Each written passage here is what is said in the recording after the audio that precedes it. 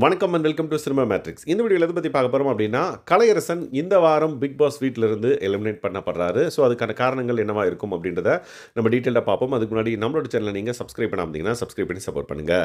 Initial டேஸில் இவர் வந்து நாமினேஷனில் வராதனால கொஞ்சம் எஸ்கேப் ஆனார் அப்படின்னே சொல்லலாம்.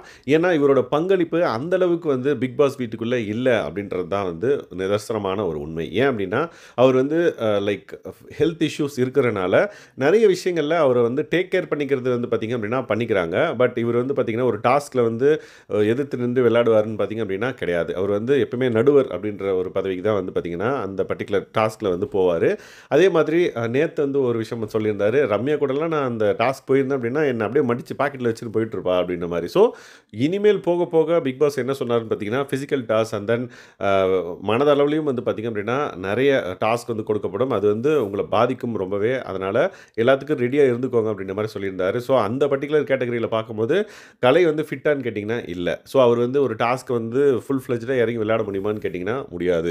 ஆனால் பேச்சு திறமை நிறைய இருக்குது. ஸோ ரீசெண்டாக வந்து பார்த்திங்க அப்படின்னா லாஸ்ட் வீக் டாஸ்க் வந்து பார்த்திங்கன்னா ஜூஸ் ஃபேக்ட்ரி டாஸ்க், அதில் வந்து பார்த்திங்கன்னா டேபிள் எட்டி வச்சது, அந்த பர்டிகுலர் விஷயங்கள், அதுக்கப்புறம் யாருக்கு தெரியாமல் அந்த பாட்டில் எடுத்துன்னு போனது, அந்த சில விஷயங்கள்லாம் வந்து பார்த்திங்க அப்படின்னா மக்களுக்கு ஒரு நெகட்டிவ் இம்ப்ரெஷனை வந்து அவர் மேலே கொடுத்துருக்குன்னு நினைக்கிறேன். ஏன்னா அவர் பேச்சு அந்த பர்டிகுலர் விஷயம் வந்தால் அவர் வந்து சூப்பராக வந்து பர்ஃபார்ம் பண்ணது நம்மளுக்கே தெரியும். ஃபார் எக்ஸாம்பிள் ஓப்பன் மைக்கில் வந்து சுபி அண்ட் தென் இவர் வந்து லட்சமா லட்சியமா அப்படின்ற ஒரு டாப்பிக்கில் வந்து பேசியிருப்பாங்க. அது வந்து சூப்பராக இருந்தது பார்க்கறதுக்கு அப்படின்னே சொல்லலாம்.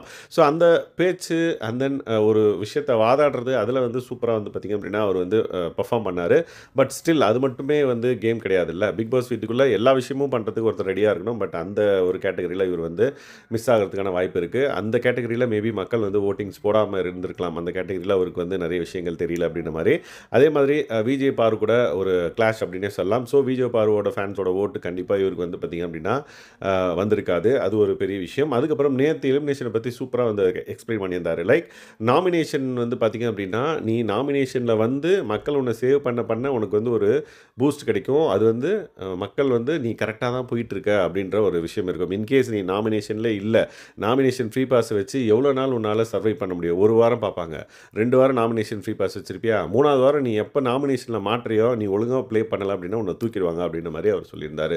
ஸோ அந்தளவுக்கு ஒரு கிளாரிட்டி இருக்குது அப்படின்ற பட்சத்தில் ஃபிசிக்கல் டாஸ்க்கு வந்து ஃபிட் இல்லை அப்படின்ற மாதிரி தான் என்னோட புரிதல். ஸோ நீங்கள் என்ன நினைக்கிறீங்க? கலையரசன் வெளியே போகிறதுக்கான முக்கியமான காரணம் என்ன அப்படின்றத மறக்காம இந்த வீடியோவில் கமெண்ட் பண்ணுங்கள். இந்த மாதிரியான பிக் பாஸ் அப்டேட்ஸ்க்கு நம்மளோட சேனலை சப்ஸ்கிரைப் பண்ணாமல் சப்ஸ்கிரைப் பண்ணி சப்போர்ட் பண்ணுங்கள். தேங்க்ஸ் கைஸ், பாய்.